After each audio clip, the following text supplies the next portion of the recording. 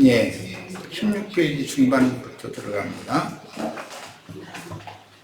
산 아래에서는 모세를 기다리다 지친 백성들의 요구에 따라 아론의 주도하에 금 귀걸이를 거두어 불에 녹여서 각부로 새긴 금송아지를 세우고 그 앞에서 뛰놀며 절기 축제를 벌였는데 모세와 여호수아가 하산하는 그날이 때마침 광야에서 맞는 첫 번째 6월절 절기날인 출애굽 이후 1년이 되는 날이었습니다. 첫 것은 이제 폐지는 거죠. 이거는 금송아지 우상 숭배하는 거죠. 기독교계의 신앙생활은 폐져야 되는 거예요. 그러므로 택하신 자들이라도 미혹하는 자칭 재림 메시아를 상징하는 금송아지 우상 앞에 대회로 모여서 우상에게 바친 제물을 먹고 마시며 뛰노는 축제를 벌인 것은 후일 다윗 왕국을 분열시킨 여로보암의 죄에 대한 근원이 되었습니다. 여로보암이 금송아지를 산당에다 만들어 놓고 거기서 제사하게 했죠. 그건 폐해져야 되는 것이잖아요. 이런 배경을 이해하는 것은 성경의 두 건축인 대회로 보인 큰 음료의 종교 제의와 주님의 교회 모임에 관한 그림을 제시하신 성경의 의도가 앞으로 출애굽기의 끝까지 제시되는 회막 내부의 성막 건축과 그 안에서 경배하는 법도를 밝히 보여주기에 결정적인 요인이 되므로 하늘의 계시가 요구됩니다. 지혜와 계시 영이 오늘 우리 형제 자매들 모두에게 충만하게 임하시기 바랍니다. 모세에게 계시된 율법대로 하나님을 경배하기 위해 모인 것들을 만들고 경배하기 위해서 모든 것들을 만들고 세우는 그림과 아론과 함께 대회로 모인 군중인 백성들이 금송아지 우상을 만들어 세우는 그림을 소수가 집에 있는 교회로 모여 주와 합하여 한정된 신령 안에서 진리로 경배하는 참된 예배, 제사를 잘 대비하며 깨달아야 합니다.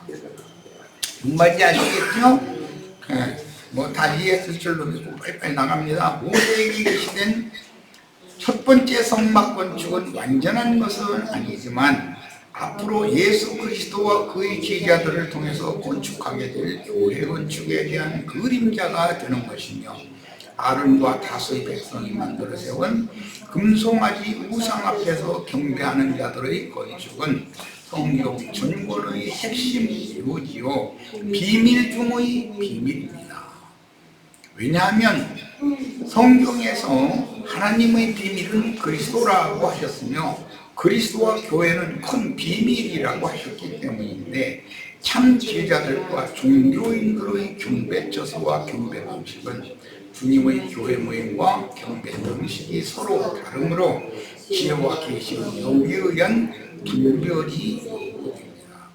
정조를 지키는 처녀교회와 큰 음녀교회는 비밀이죠. 큰성 바벨론 비밀이라고 되어 있잖아요. 그런데 정조를 지키는 처녀가 비밀이라는 거잖아요. 처녀가 아들 낳는 게 비밀 중에 비밀이죠. 12사도와 120명의 예루살렘 교회와 야고보의 신앙 기도를 받는 수많은 기독교인들이 대회로 모여 습관적으로 행하는 종교일에는 저로 전혀 다르고 주의 성령께서는 습관적인 모임을 피하고 집에 있는 교회로 모이는 자율적인 모임을 세우라고 명하셨기 때문입니다. 이에 따라 하늘에 기록한 장자들의 교회 모임을 위한 장소와 경배 방식은 소위 기독교라 칭하는 세상 교계의 손으로 지은 건물 신전에 대회로 모여서 종교적인 제도에 따라 종교의식을 행하는 종교생활과 교회의 신앙생활은 서로 다를 수밖에 없는 것입니다. 자, 우선 히브리서 10장 25절을 빨리 찾아서 읽습니다. 예수님과 제자들은 집에 있는 교회 생활을 했죠. 야고보의 신앙 지도를 받는 수많은 무리는 예루살렘 신전의 대회로 모이는 신앙생활을 했어요. 유대교인들과 다를 것이 없는 신앙생활을 한 거예요. 히브리서 10장 25절 찾았어요? 자, 읽습니다. 거기 모이기를 피하는 이렇게 됐는데 자율적으로 모이는 모임을 피하는 그런 말이에요. 종교적인 습관적인 모임과 반대되는 그런 모임은 피하는 그 말이에요. 자, 읽어나갑니다. 모이기를 피하는 어떤 자들의 습관적인 모임을 세우는 자들을 따라가지 말아라 그 말이에요. 자, 읽습니다. 자율적인 모임은 피하고 습관적인 모임을 세우는 자들과 같이 하지 말고 그날이 오물 볼수록 더욱 자율적인 모임은 세우고 습관적인 모임은 피해야 된다 이 말이란 말이에요. 우리 형제 자매님들은 각처에서 자율적인 모임을 세워야 되겠죠.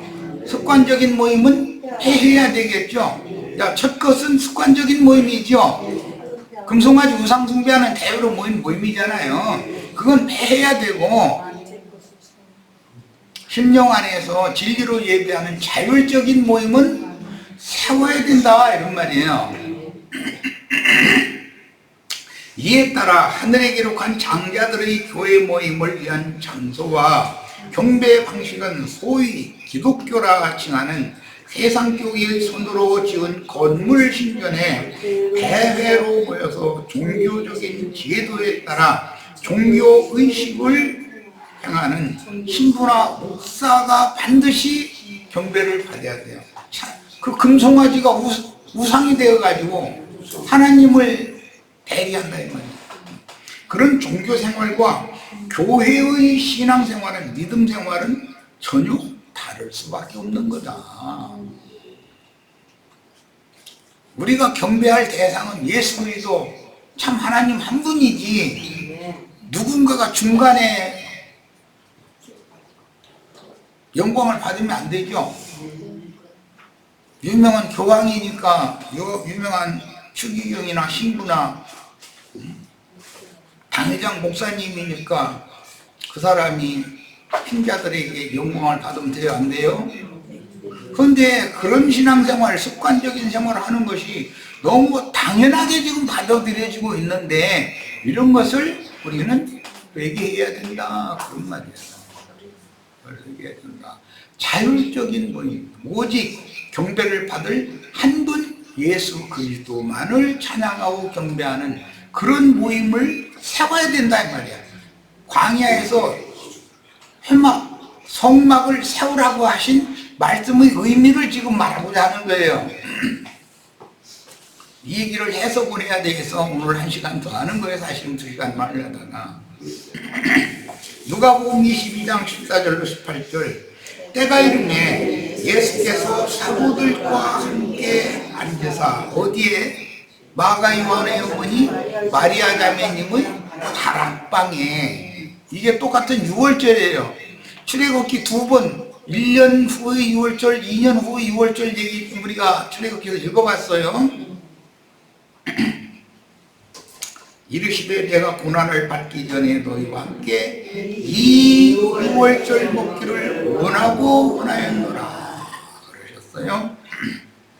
그러면 유대 종교인들이 지키던 첫 번째 6월절을 주님이 먹기를 원하신 게 아니죠.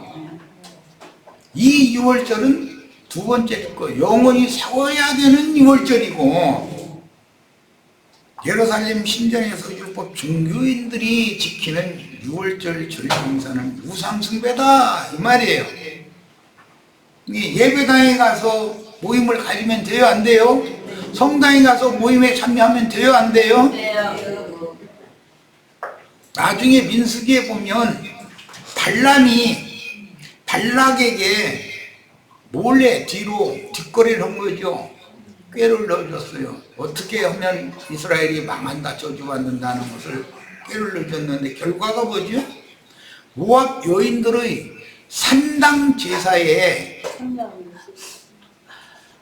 이스라엘의 장로들이, 지도자들이 거기에 참여를 해서 세상교회 모임에 교회의 인도자들이 참여해서 거기에서 우상의 제물을 먹고 마시며 해놈을 하고 왔더라는 거예요. 교회 모임에 있어서 전도를 받아서 나왔다가 예배당으로 성당으로 다시 돌아가면 돼요, 안 돼요? 그걸 물어보는 내가 그렇지.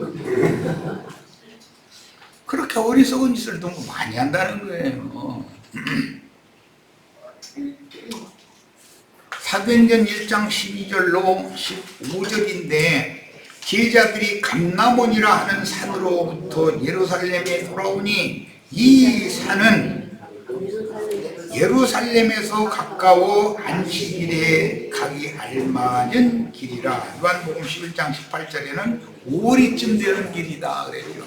그것은 유대교 지도자들이 안식일에 회당이나 성전에 모임을 가야 참여를 해야 되기 때문에 우리 밖에서는 참여할 수 없어요. 가고 싶어도. 그냥 회당이나 안식일에 갈 수 있는 성전에 가까운 거리에 사는 걸 원하겠죠. 하나님을 섬겨야 되니까 우리 밖에서 살면 참여를 못하니까 그렇게 제도를 만들어서 실행해야 되는 거예요. 자, 들어가 그들이 유하는 다락방으로 올라가니, 그들이 유하는 이라는 건 제자들이 마가 요한의 어머니 마리아의 집 다락방에 유하고 있었다, 거주하고 있었다, 그런 말이에요. 거기가 회막이죠. 지금 회막 성막 얘기하는 거예요. 제자들이 모이는 곳이 회막이잖아요. 이스라엘 백성들이 모이는 곳이 회막이에요. 베드로, 요한, 야고보, 안드레와 빌립, 도마와 바돌로메, 마테와 및 알페오의 아들 야고보, 셀로신 시몬, 야고보의 아들 유다가 다 거기 있어. 여자들과 예수의 어머니 마리아와 예수의 아우들과 더불어 마음을 같이하여 오로지 기도에 힘쓰더라. 모인 무리의 수가 약 120명이나 되더라. 그때 베드로가 그 형제들 가운데 일어서서 이르되 하며 쭉 말씀 이어져 나가는데 120명과 12사도는 마리아 자매의 집 다락방에서 유월절 절기를 지켰어요. 그런데 유대교인들은 각지의 회당이나 예루살렘 신전에서 절기를 지켰어요. 그러면 각지 회당과 신전에서 절기를 지키는 그곳에 참여를 해야 돼요. 120명과 12사도가 모이는 이 모임에 참여해야 돼요. 그걸 내가 물어보는 내가 좀 그렇죠?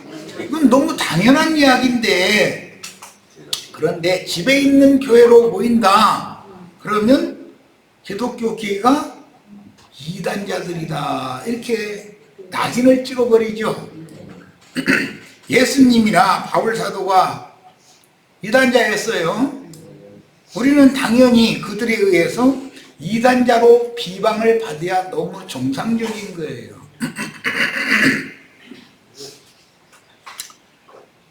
우리를 이단자라고 비방하는 그런 말을 함부로 하는 것은 사실은 하나님을 비방하는 짓이다. 예.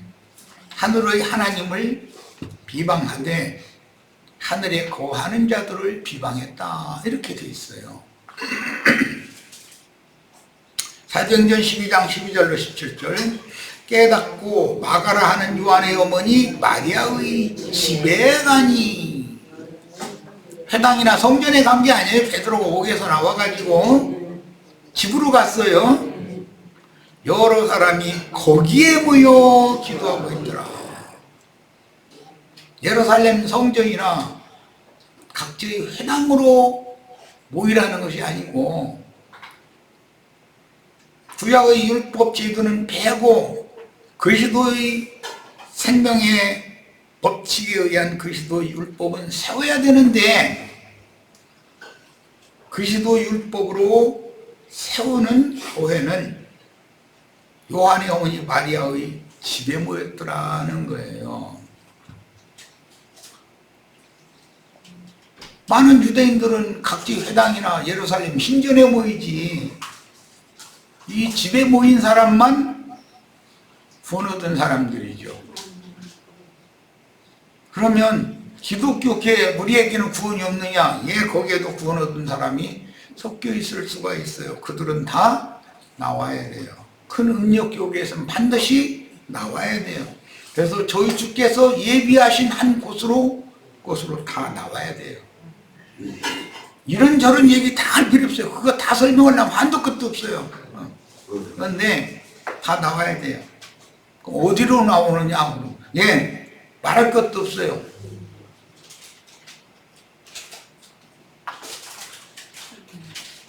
자율적인 모임을, 습관적인 모임을 실행하지 않고 자율적인 모임을 실행함으로 주께서 세우신 교회 모임으로 다 나와야 돼요. 어디에 있든지 간에. 그런 모임들은 온 땅에 편만하게 세워야 되는 사명이 오늘 우리에게 있는 것이다, 그 말이에요. 이게 온 지구상에 이 말씀이 성취가 되면 그때 주님은 그분의 전으로 오실 거예요. 오셔서 어떤 형제 자매님들에게 심판의 말씀을 쇼로는 선포하게 하시고 기독교 계와 세상 나라를 심판하실 거예요. 역사상으로. 이것을 꼭 믿으시기를 바라요.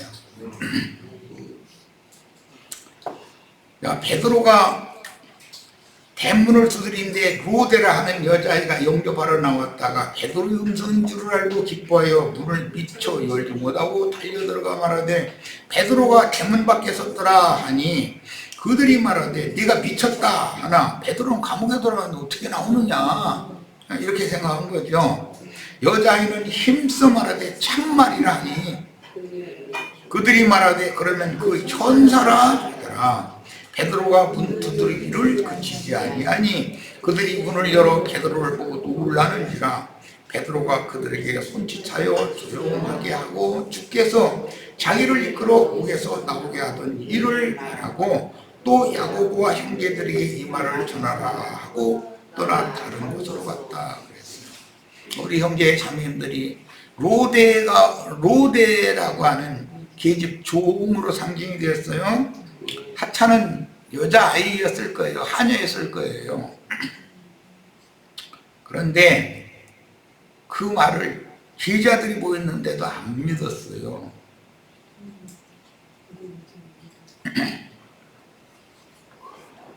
그러나 베드로가 계속 문을 두드리니까 그들이 문을 열어서 베드로를 보고 그때다 보고 놀랐다 그랬어요. 지금 주님께서 우선 우리 형제 자매님들의 마음문을 계속 두드리고 계셔요. 예수님을 내 육신의 눈으로 봐야겠다. 그러면 그거는 좋은 믿음이 아니에요.